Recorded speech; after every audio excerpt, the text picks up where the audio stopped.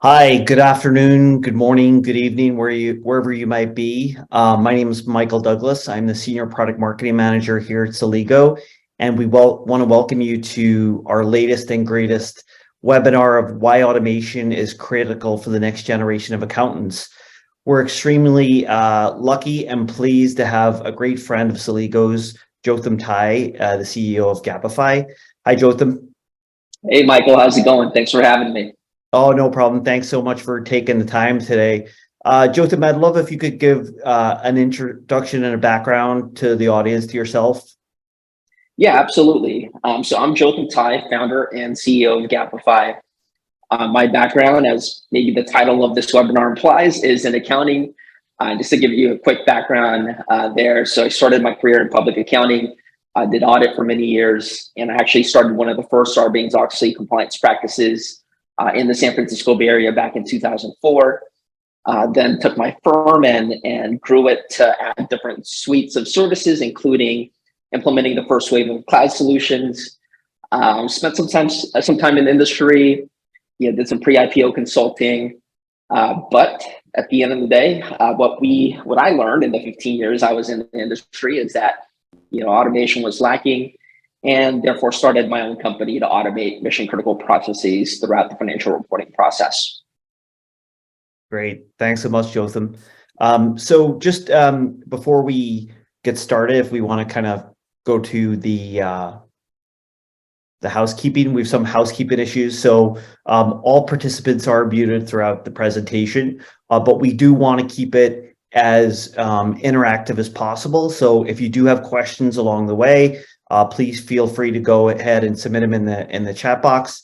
The recording will be sent out after the webinar, so you should have that as soon as possible. And if we just kind of then go to the next slide. Yeah, so Jotham, I'd love if you could give an overview of Gapify and what your platform does, and just more insight to the audience. Yeah, absolutely, Michael. So we're Gapify, and as a company, we're focused on modernizing financial reporting processes. And so we've created a cloud-based platform to automate and orchestrate many different activities through the month-end close. So we actually started by automating on the accrual space. So our flagship product today is the Gapify Accrual Cloud. And for the accountants in this webinar today, you know how problematic it is to orchestrate activities like sending vendor confirmations, doing your monthly open PO reviews with your business partners. And in some cases, we struggle with spreadsheets all over the place. I know we'll talk more about spreadsheets today, but the level of computations needed to calculate accruals is complex and error prone. And of course, posting journal entries back into your ERP. If you're posting several dozen, which some of our customers do, not very easy, but all 4 points that you see here on the slide, we automate at Gapify, and we're very proud that we've created a platform dedicated to this mission critical process in the financial reporting cycle. And from a market segment perspective, so Gapify, we are very proud to cater to and support fast growing companies, not only in the tech space, but we have a good number of customers in different industries, particularly in biotech. So we really are proud to again support the community and help them modernize their accounting tech stacks. And it's definitely a joy and pleasure for me to, as a former accountant, see how our technology is helping organizations like the ones you see on this page here with their digital transformation efforts. Great, thanks, Jotham. So just to give a quick intro here to Celigo, I'm sure there's a lot of people out there already know Celigo, but just in case you don't, we're a integration platform as a service, or formerly known by Gartner as an iPaaS. So we're all about helping organizations integrate dispersed, siloed applications and really be in that connective tissue to allow organizations to start their digital transformation journey. So we have about 5,000 customers, 700 plus employees, highly rated across the G2 platform. So you see about 4.6 rating across 400 different reviews, 4.9 rating on Gartner, and 5 rating, 5 out of 5 rating on Salesforce. And just to kind of give some example there, just on the next slide, if to give an example of how we help organizations integrate and automate the financial close process. So through our integrator.io platform, NRIAs and connectors, we're able to automate the entire financial close and finance operations process end to end, whether it be quote to cash, accounts payable, accounts receivable, right through expenses and more. We're able to help organizations integrate those applications, but also automate a lot of the mundane processes that might be, manual entry and so on and so forth. And we're able to do it in a way where we allow technical and non-technical users to build those integrations. So it makes it highly scalable and efficient for the organization to do so. And we're seeing a lot of traction within financial automation, and that's one of our key areas from a go-to-market perspective. So with that, I'm going to hand it back to Jotham, who's going to take you through the rest of the presentation. So Jotham, it's over to you. Thanks, Michael. And just before we get really going here, just to tee up the conversation for this webinar, it really is important for us to spend a few minutes just to tee up why this is so important. We're going to get into the details about how the lack of automation is hurting the industry. But at the end, I promise we do want to give you guys some quick takeaways. If you've been in any of my webinars in the past, it is always important for me to share tangible tips that you can take back to your organizations to help you with some of the issues that we're about to discuss here. So if you had a few moments now to read the slide here, I mean, this is just one statistic.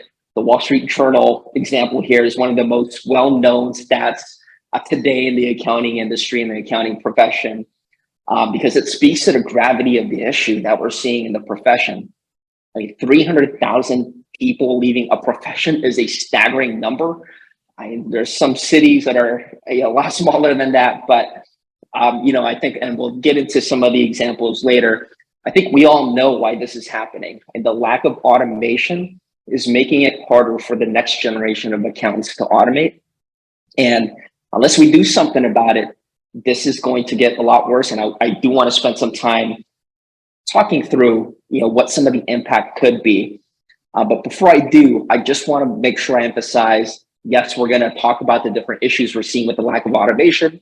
Yes, we're going to talk about how critical it is for us to keep accounts in the profession. But my goal is not to just set a doom and gloom type tone. We want this to be a catalyst for you, whether you're in the accounting function, whether you're in finance systems or IT supporting the accounting function, or if you're in a leadership team. We really need to band together. Accountants need this cross-functional support to automate and modernize your tech stacks. So my point in the last few minutes there is that, yes, we're going to talk about the issues, but I really hope that the material that we covered today will help inspire action within your organization.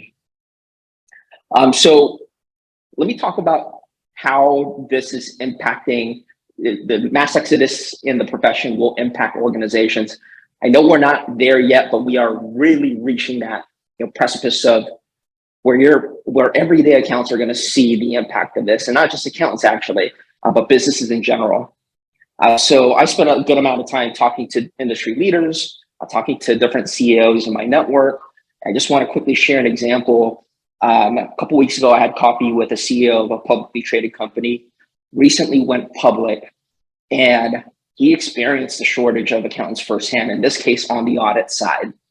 So they have a Big Four audit, and when they were filing their S1, what had happened was the certain Big Four firm that I won't name did not have enough auditors to support the timing of the audit of the S1, and therefore impacted the timing of their IPO. Now, if you know anything about timing of IPOs and why that matters, I mean, obviously what you're trying to do is time the market. And because of the shortage, in this case of auditors, you have less optionality on when that is, right? So if that impacts stock price, that is not only a pretty critical impact to the stock price of the business, but you as employees as well of that company, right? So your stock options may be valued less if your organization was not able to file their S1 and get an audit through and time the market properly. So it does have a real direct impact. Now, on the industry side, I also want to highlight that, yes, maybe at this point, there is a shortage of accountants, but we don't feel the pain yet because there's enough coverage still around the room. But if this problem continues, what we will see is the inability to hire and backfill roles within accounting, which will propagate the issue of manual work and spreadsheets. So in other words, if you have 10 people in your GL team, you're down to 5 and you can't backfill the remaining 5, then guess what? More weekends, more nights for you to fill the void. And definitely want to expand on like what we're seeing on the ground. And in our network, I actually had one of the senior leaders at Robert Half on a recent podcast, and she had mentioned that despite the softening in the job market and the labor market, there was still a shortage of accountants. So in other words, this problem is already bad as it is with the economic backdrop, but the trend in the industry is that we potentially could lose more accountants in the profession, which will really put this issue that I just laid out into fruition. And that's something we obviously want to avoid. And automation is definitely a key way out of that. So I want to share some tips later, but I want to tee up the problem as clearly as possible because it is crucial for people to understand what's happening and what we're hearing in the market. That way we can, again, be inspired to take action. So I'll quickly go through these points and then I'll share a couple other testimonials. There's very obvious reasons why accountants are losing talent in organizations. People don't want to do repetitive work. They don't want to go from one month-end close to another and do the same thing, rinse and repeat. Back when I started the profession 20 years ago, that was totally fine, acceptable. But in this day and age, and especially with the new wave of accountants entering the profession, that is not tolerable. And of course, you have something else that I see is improving more and more, especially on the audit firm side. And this is really good to see because when I was in public accounting, it was work every single night, every single weekend until you got your work done. Unfortunately, in industry, that is still necessary. So when you're doing a month-end close, if your CFO wants to shorten your close from 5 days to 3 days, oh, hey, if you can use those weekends and nights, sometimes you need that to get your work done. Without automation, you have no choice but to do that. So the reason why accountants are leaving the profession is because they don't have enough automation solutions available to them. They're having to work nights and weekends. And then more than anything, doing VLOOKUPs, merging spreadsheets is not super challenging, right? So I think, and I got to admit, back in my day, I took a lot of pride in being able to work a 30 megabyte spreadsheet, doing all sorts of crazy formulas and syntax. But that is not what the profession, especially the next generation of accountants, consider as stimulating and even value add, obviously, for the organization. Now, on the flip side of this, I know there are many IT finance systems professionals on this call.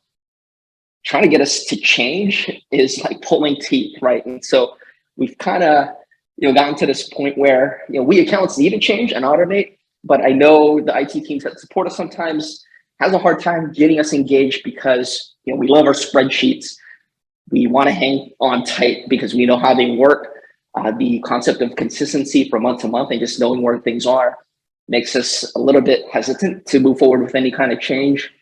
And then, what this is really leading to is us having to do more work, right? So for some reason, as accountants, we don't want to change, but we want to continue doing the work, but we don't because now we're leaving the profession. So, there's this whole dynamic that is just very interesting. And, again, this is why I'm such a big advocate of the profession. This is not sustainable. And, I'll just quickly share an example from a colleague I recently spoke to. Very talented ex-Big Four, CPA, was in audit, went to industry, became a senior revenue accountant for a pre-IPO company.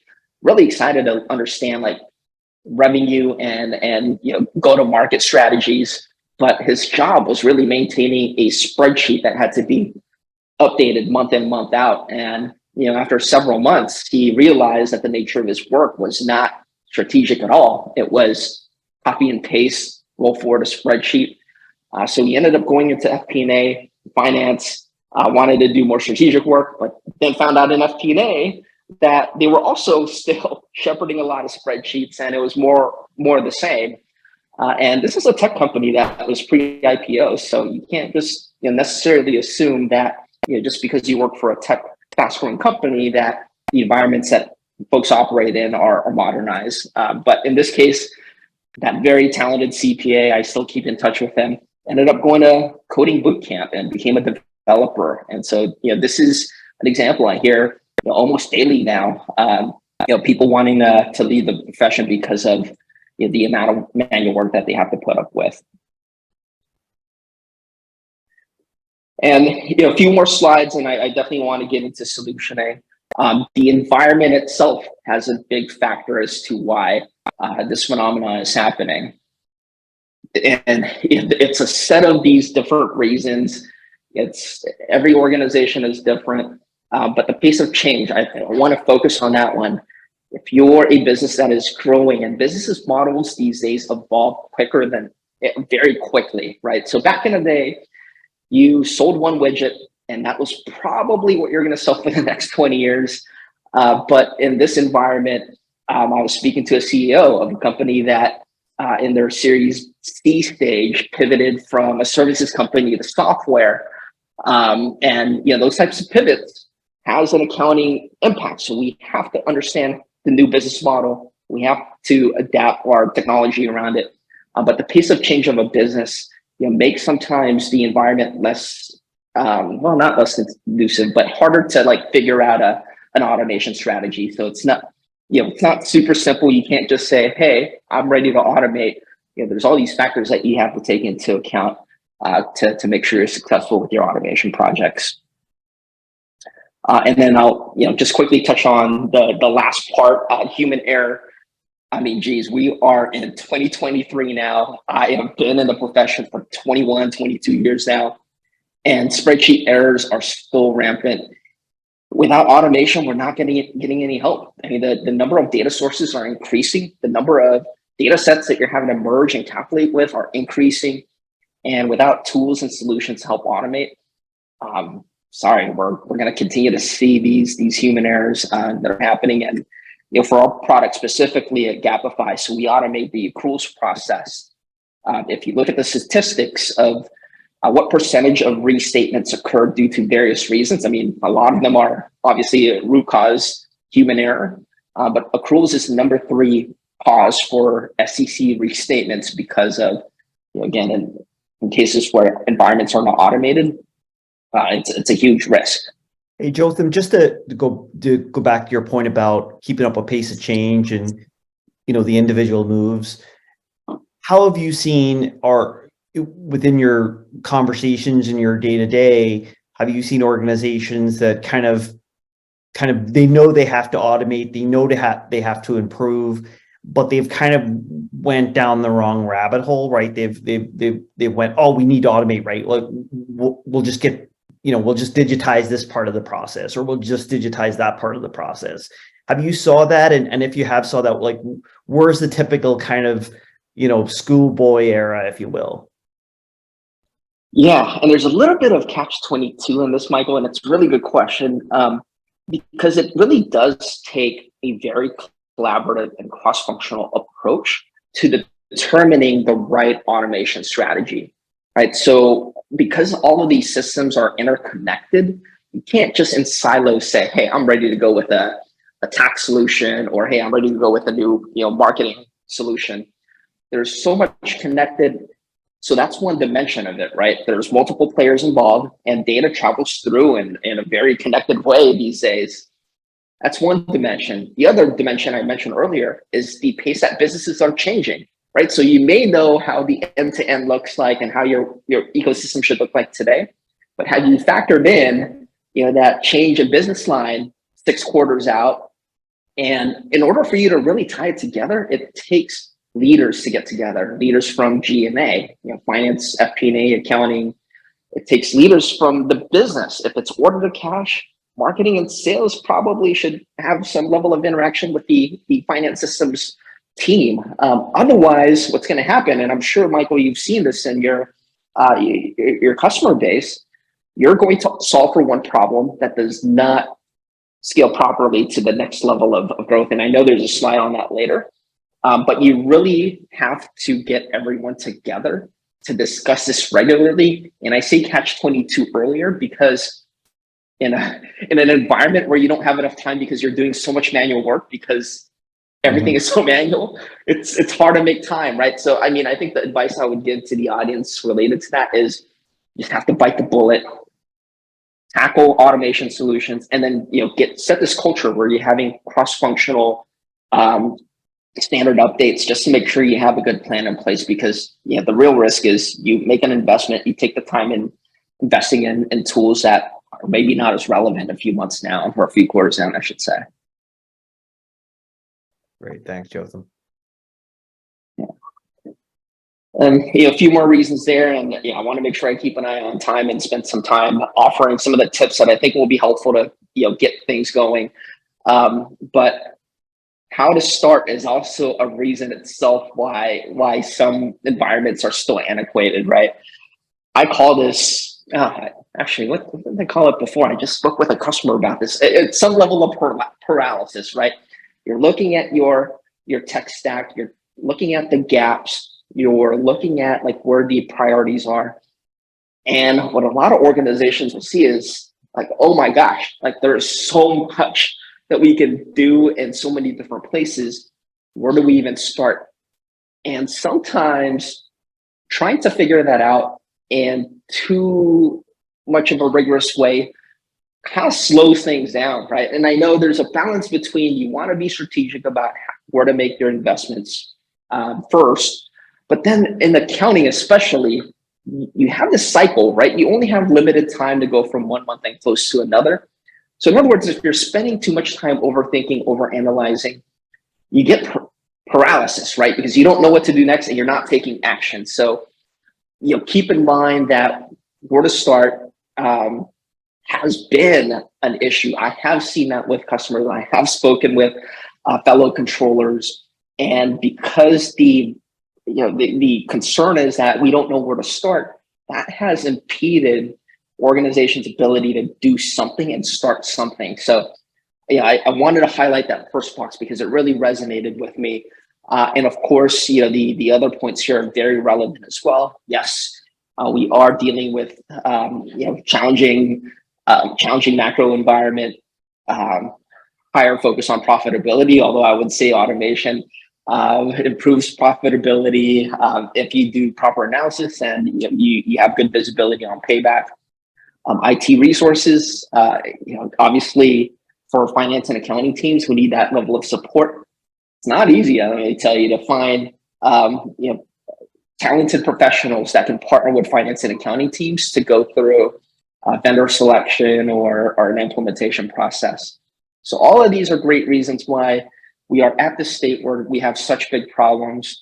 And I promise after a few more slides, I definitely want to cover some hopefully low-hanging fruit on how you can move forward and really attack the issue at hand. Joseph, just to take a pause there on the where to start piece, have you seen any organizations that have started from a KPI perspective, right? What are the most important KPIs that we need to have better measurement, and then sort of back their way into that through, okay, what are the systems that are tied to those KPIs and how do we go about automating them? Have you come across that before? I have, but there's so many different flavors, Michael. I think and that question leads to a really important point that I hadn't planned on talking about until now. But what I've seen be successful is that, yes, there'll be many reasons that preempts an investment in software. But a lot of ideas are being thrown because there's so many opportunities to automate these days. What I've seen be successful, and I actually had a margarita lunch, and I don't know if this person is here on this call, but this person would know. We had a margarita lunch with a director of finance systems, and he has adopted this approach of applying what you do in product management, right? So how do you throw different ideas? How do you develop a funnel to evaluate the gravity of the issue, the severity of the issue, and be able to prioritize your IT roadmap properly? So this person has taken it to another level and actually have, agile and Scrum methodologies. But I think it is an important framework because to your point, Michael, it could be a KPI that is critical for the business that needs to be addressed. It could be, oh my gosh, I just got hit by the auditors with a big error, big issue. So how do you go about prioritizing which is more important? There's no silver bullet response, Sure. but if you have a funnel and you have a methodology of evaluating, and this is a really good suggestion for the group here. If you don't already have an evaluation in place, similar to what product management philosophies and methodologies have as best practices, I think that's a good idea to implement. Great. Thanks so much, Chelsea. Yeah, absolutely. And I made this point earlier, so I'll just zip through this quickly. Growth is a factor. So if your business is changing, your automation strategy has to take that into account. You do not want to be in a situation where you're introducing a new, credit automation or some kind of a dunning solution if you're not going to do invoices. And in fact, we had a customer that did that with one of our early products. So this customer specifically thought they would continue to do B2B AR invoicing, but it turns out they went PLG. So there was no need for invoicing then. Of course, that was due to a disconnect with the business. But keep in mind that these changes, these growth changes, are important to your organization. You just need to keep up and make sure you align your strategies properly. And I absolutely love this slide, and Michael, I'd love for you to weigh in as well, because it does kind of help you visualize the level of connections that are required. In this case, this is just the order to cash cycle. And if you look at the different tools, and one of the reasons why I'm a big fan of Celigo is, historically these systems aren't expected to talk to each other. They are meant to be disparate. You're supposed to have your own silos. But in this world, just look at the volume of solutions here. And this all happens in sequence too. So the reason why solutions like Integrator.io are so valuable is because it can help you tie the thread throughout all these different steps in the process. But again, this speaks broadly into the importance of being strategic about your automation approach, because the level of impact up and down the work stream is very high and very relevant and very important to think through. Yeah, and it's typically where we see our customers first starting, right, on that automation journey from in quote to cash. So it's a really important first step, and I think that's one of the reasons why we wanted to highlight it. Absolutely, and I've been in these details before, so maybe I can spend less than a few minutes, hopefully, just articulating with specific examples of some of the challenges that organizations go through without thinking about this in an interconnected way and leveraging solutions like Integrator.io. So the classic use case for a lot of pre-IPO companies, B2B SaaS specifically, having Salesforce as a CRM, opportunities being closed won, and then just pushing that into an ERP like a NetSuite to create sales order transactions. Back in the old days, you knew that Salesforce closed won means someone in accounting manually enters it into NetSuite. But with solutions like Integrator.io, and Michael, you brought up the point earlier that you make it really easy for non-technical folks to do it.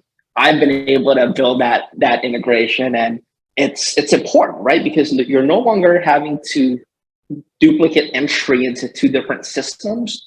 You're passing data through, and you can also set up rules that take it even further downstream. So if sales orders impact billing, whatever you have as the billing terms and the opportunity, carry over to the sales order, carry over to billing schedules, carry all the way through RevRec even. So I think this is just such an important slide for people to appreciate. And without this type of visual, it's kind of hard sometimes to see how all those dots are connected. Yeah, and I think it's really important to sort of highlight that sales and finance are looking at the same data at the same time, right? Often there's, previously there's a big delay and a big lag on, they're perhaps looking at the same data, but they're looking at it a day late, right? And that can have major impact on decisions made in the organization. Absolutely. Absolutely. Oh, wow. Yeah, there was even more in this, Michael. So I just clicked a Yeah, few more with the keeps on automation. going. Yeah, I mean, this is just order to cycle. I'm sure the audience knows this is just one cycle within, broader set of cycles like record to report, P2P. So a lot going on there. All right, I think this is the last slide before I share some really tangible, hopefully low-hanging fruit tips with the audience here. But just as a last slide, I think we all know by now why automating processes are critical. Tedious tasks, no one has time for it. Next generation accountants don't want to do it. Yes, some of the old school accountants in my network, including myself, do love our spreadsheets. It's hard to break away from it, but automation is really what's going to drive the next level of growth in the profession. And if we continue to be stubborn about the need to change, we are going to be in bad shape, not only because businesses are evolving quickly, we need to support them quickly, but there are going to be no accountants around if all they are relegated to do is manual spreadsheet work every month. No one wants to do it.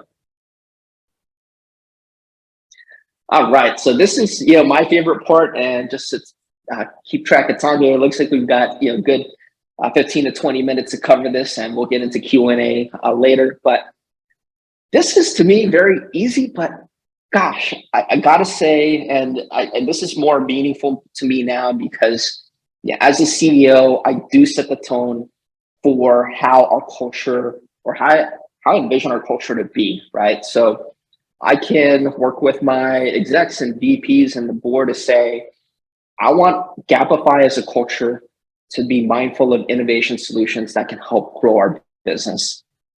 That same level of expression and thinking can be applied within teams itself, right? So if you're in accounting, let me tell you about the culture in accounting. And Michael, as I say this, I may have a frustrated look on my face, but it is absolutely so true. So when I geek out, and I have a lot of friends in the network who are accountants, and I think naturally when you're in the industry for so long, my best buddies, I've got like 100 friends on Facebook that are all in the accounting profession.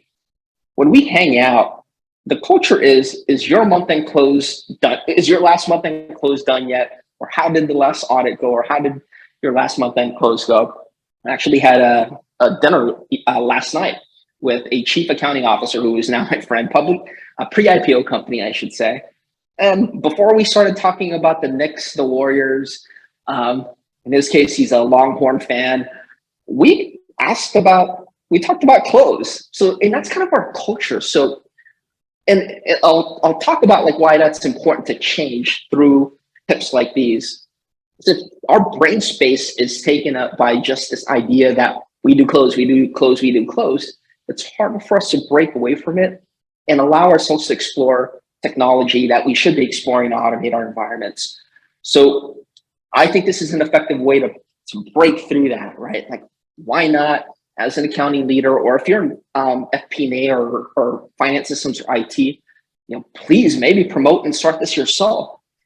Put a meeting on the calendar, monthly meeting. It won't hurt. It's an hour, but call it an innovation meeting. And what you want to do is just promote a new cadence where you're talking about and exploring and keeping up to speed with new technology that's out there. It does not take much effort. Go to calendars, Google calendars, Microsoft calendars. If you have Lotus, go there to add a monthly recurring meeting and get your teams together. And I listed some of the agenda items that you can include here. One is, I think it is a great idea to talk about all your automation projects at this particular meeting, because what you want to be able to promote is if the AR team, for example, I know Sligo has an amazing cash management and cash application solution. But if an AR team is adopting that and they're seeing success, if they're seeing that DSO is improved by 50%, hearing that and socializing that may prompt AP to want to be inspired to take change as well. So maybe they go after that expense report solution that they've been lagging on, because yes, I get it. Like we're so inundated with manual work, and month end close is important. But being able to socialize progress and updates between different groups, I think inspires a culture where people are thinking about how to improve their day to day. And again, this is just getting people together. Yes, I also know that historically in accounting, it was kind of, and I don't know if this is the case today, Michael, because I've been out of industry for a few years now, but there was definitely a time, actually most of my career, I would say, where putting together a meeting to talk about innovation was like taboo because you just wanted to put meetings together that actually resulted in tangible output. But in this day and age, and again, with the next generation of accounts, this is important. This is a morale way to improve morale. And just being able to talk about some of the trends in the market, especially with AI, Chat GPT. There's so much to talk about, and inspiring people to think forward and think in an innovative way can result in pretty It's good interesting, data. Jotham. I'm wondering if there's, I saw a stat from Gartner where it's like 50, uh, technology projects implemented. It's 50-50 between IT and finance and accounting that are actually working together. Depending on who's leading it, sometimes it could be IT, sometimes it can be finance and accounting. I'm just wondering, is there a good way to integrate those cultures, right? To bring in IT and accounting and finance together in a sort of a tiger team fashion in order to create a more innovative culture and get more conversation started, right? Because I can imagine maybe a bunch of, finance and accounting people maybe kind of sitting around, as you say, their first thing is, financial close, or how quick did you close and stuff like that. So bringing IT in for a more innovation discussion could be another option. Yeah, or even IT leading it. And to the extent that IT can, and I know IT is also busy supporting other business functions, they do hold the credibility of understanding what the latest and greatest is and technology, right? That's their profession. That's their job. Our job in accounting is to stay up to speed with US GAAP, IFRS. So, in cases where you do have two groups that can coordinate and collaborate with each other to figure out what's best, to the extent that IT has capacity, I think them leading the charge and making it easier and kind of pulling like accountants to those meetings, I think is a good setup. But every organization is different. And, in some cases we have I actually spoke to a chief accounting officer of a public company, 5,000 employees. He is messing around with Chat GPT right now and has kind of taken the charge. And it's really, refreshing to see. So I guess my point in that is, it can work in many different ways, but yeah. I do like the idea of IT spearheading and finance system spearheading, because as we know, it's not easy to get these accountants into the room and carve out the time to talk about technology investments. Sure, absolutely. Yeah, and I'll make one last point because I have heard success from these ideas, and the last icon to the right here, making it fun and creative. I recently spoke to the chief innovation officer for a publicly traded, very old school, very old insurance company. And so my expectation was for her to share that they've tried the Shark Tank idea and that it didn't resonate at all, and it failed because it's an older insurance company and they weren't ready for all this innovation. But it was the complete opposite. Participation was high. It actually helped promote more energy into identifying new tech investments. So don't sleep on it. I know some of my old school buddies in the accounting space, they'll say, okay, if it's not a meeting to talk about month-end close, we don't have time for it. But gosh, I mean, the success that I've seen and heard about, where you do some kind of gamification of like promoting technology in your culture and accounting is quite effective. And you know what? There's nothing to lose, right? Like, why not try just, with each functional area, AP, AR, GL, payroll, have someone pitch an idea to upgrade their tech stack, and maybe it's bragging rights, maybe it's a trophy, but I think it's a good way to instill this culture in organizations. And I think if you can wrap all that up in the confines of one monthly meeting, that's a good start. And I really was excited to share this for this webinar because to me, it's low lift. Just get it going, get it started. And then the last thing here, and I'll explain. So yes, I understand there's definitely a best practice approach to evaluating solutions. So yes, I have done gap fit analysis. Yes, I've engaged the Big Four to help with software evaluation. And yes, I get that some of these investments are multi-million-dollar investments. But given the state of where our profession is today, I think just empowering anyone from the accounting team to do a quick tech pitch, not only helps promote the culture where people are speaking up and figuring out how to do their jobs better, but it's actually a retention. There's a retention play in it as well, right? So no, the number one reason that people come to me, so I have a lot of folks, Michael, that come to me to see if there are new opportunities within Gapify. These are accountants who no longer want to do accounting, but want to stay in the industry. So we're a accounting software company. They don't want to do our month-end close, but they want to be in product or sales and so on. But the number one reason why they want to leave is they're tired of this cycle of just one month-end close to another. So again, you're trying to break that cycle. And one good way is, why don't you let them loose and let them pitch technology investments. And yeah, it could be informal. So this is like my quick tip here. Like, let them do an informal pitch to your management team just to raise their hands and say, hey, I want to invest in this new PO system. Yes, we have them do a little bit of homework, but lay out steps. And it doesn't necessarily have to lead in, oh yeah, here's my credit card, Mr. or Miss CFO, go ahead and buy it. But if you give your team an opportunity to say, hey, this is what I would like to do, it really it empowers them to make change. And I'm going to have to steal the line. I didn't think about this, but I think it's worth mentioning. So one of my consulting clients back in the day is Atlassian. I think folks are familiar with them. They're the creators of Jira. One of their core values is be the change you seek. And that just, still to this day resonates very strongly with me. And if you equip your team, accounting team, who are maybe gun shy about pitching new ideas to improve their tech stacks, if you give them a template, and this is what the outline on the right-hand side is designed to do. If you give them a template that they can use to just spend 15 minutes with the controller and say, hey, this is what I have in mind.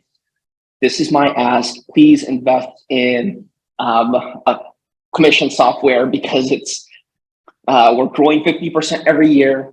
And what this can do is help process commission calculations quickly, record them accurately. That first slide, just really teeing it up, making it very easy for controllers, CAOs, CFOs to understand like what the ask is. And then second slide, this is pretty standard stuff, but I'll just quickly list through it because I think it's worth spending some time on. Challenges and pain points. Why is it important, right? Like, did you get dinged by the auditors? Commission approvals is off. Sales complain about not being able to calculate their MBOs properly. So being able to articulate why it's important obviously is a big part of any kind of pitch. 3 measurable goals. If you're trying to pitch to a CFO, chances are they're going to want some tangible reasons as to why they should allow you to move forward with an evaluation. So having very specific and clear goals is important. Slide 4, just do some initial preliminary work on understanding the different options that are out there. Again, you're not you're not presenting your full-blown vendor evaluation or assessment. You're just getting some initial ideas on paper. And then of course, knowing what kind of timeline to set for a project like this, and just it gives you a good sense of like the level of effort that's required to move forward. And then the last part, and as a CEO who gets pitched to a lot by my VPs and execs on different investments that they want to make, I find it effective when they say, hey, 80% of publicly traded companies have a commission solution. And if I'm seeing that and I'm on the 20%, that gets my attention. So, I know there's a lot of different methodologies out there. Like, don't focus on like these 6 slides and, making sure they're spot on. I just wanted to share some examples of how you can put together a very quick informal pitch together. That way you can just take something to ask someone like, hey, can I pursue and look at this further? This is really just a way to start and again, empower employees, especially in accounting, to be open and transparent about technology investments that they want to see, because the default method of operations for us accountants is, let's just keep going. Let's let ourselves like float into the month end close. And if you don't give them a quick way to be able to raise your hand, it's hard for them to speak up and be the change that they seek. And so, that takes us to the end. So I'll recap again the 2 tips. Obviously we know why it's important for accounting organizations now to automate. I mean, I think, that was self-evident. I don't think there's any debate these days, as far as the need to automate for accounting organizations. We talked about why it's important, work-life balance, managing retention for accounting organizations, increasing productivity, doing more with less. And then the 2 tips that I shared earlier to help get going along these lines of being an innovative culture. 1, have a meeting, standing meeting, put it on your month-end close checklist, make it real and give it some meat. Secondly, empower your accounting employees to pitch ideas, make it very easy, let them loose, let them go at it. You can curb it down, maybe as if you have every single person in accounting now giving you 50 quick pitches in a month, maybe you can put more structure around it. But I think given the state of the profession today, you want to swing the door wide open and invite people in. Again, you can scale back over time. That takes us to the end of the presentation. Michael, I'll turn it over back to you now. Thanks so much, Jotham. Really appreciate the insights, and I'm sure everybody got a lot of value out of that. I had one question for you, Jotham. Along your your journey and talking to different CFOs and different accounting folks out there, are you seeing a lot within organizations that are incredibly advanced in their automation journey that they're, so I guess, a direct correlation between their advancement in automation, the correlation between the attrition rate with accountants? So meaning if a company is very advanced in their automation, are you seeing less and less accountants trickling out of that corporation or that organization? I have not seen very specific data on that, Michael, but just based on observation, it's a bit of a skeptical answer, but not skeptical, like pessimistic answer, I should say. Yeah.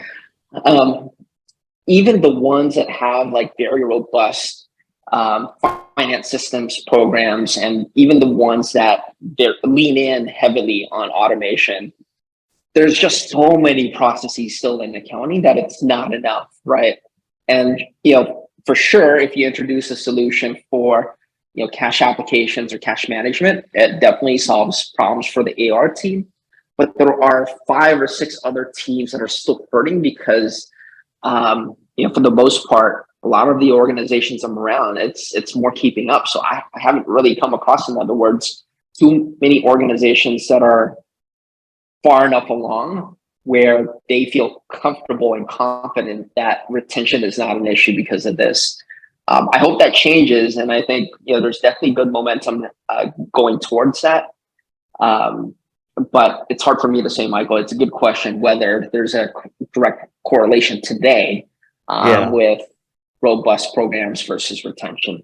Yeah, it's funny. I saw a recent stat from Deloitte did a massive survey of accounting and finance folks, and they had said 75% of everyone they surveyed within that says that most of their processes are pretty still manual, right? Which is 75% is pretty crazy considering they, did thousands of CFOs within that survey. So that kind of speaks to your point, right? No one's kind of really at that really advanced model, which I would imagine reflects like if no one's at that advanced model, everybody's kind of seeing the same thing from an attrition rate. Yeah, absolutely. And, I hope one thing that highlights and what people kind of cling on to going forward is that there is so much work to get ahead or to just keep at par. It really does take dedicated resources to get there. In other words, you can't just do this as a side gig or a side job.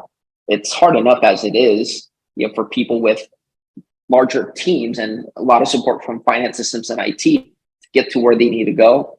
If you're not even there yet, think about those dedicated resources. Otherwise, you're working from behind, and you're going to be working behind for a really long time. Makes sense. And is there, I would imagine from a size perspective on organizations, the willingness to work with partners or try to tackle this in-house, or do you see it because bigger organizations maybe haven't focused so much on accounting that the accounting departments are having to go outside to partners in order to help them? I think you really have to keep both options open depending on the project and initiative that you have. So on one hand, I have seen be effective, and actually this was me back in the day, where it was important for the controller to take me out of the day-to-day process as an accounting manager, because he knew that I had the business context to understand the best way to automate a certain process. So in that case, I pulled myself out and I backfilled the accounting role that I left behind. But in some cases, when an ERP selection is a good one, you definitely want to lean in on, partners and resources to help you do a very comprehensive gap fit analysis. And it really does depend, but either option works in different scenarios.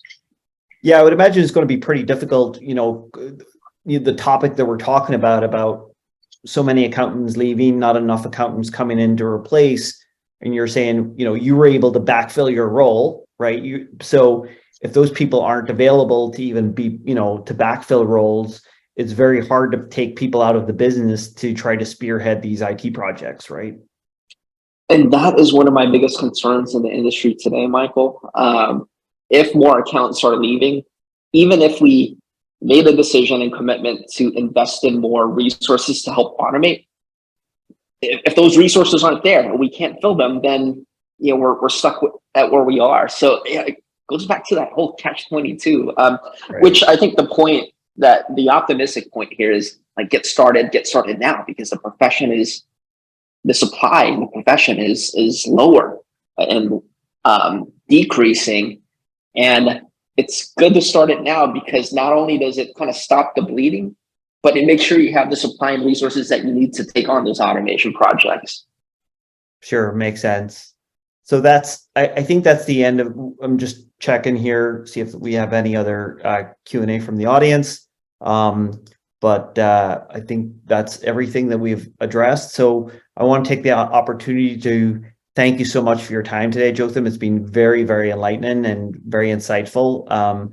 Thank you so much, and we'll hope to see you again. And thank you, everybody, for attending today's webinar. As I said, the webinar is recorded and will be sent out to you either by end of day or early tomorrow.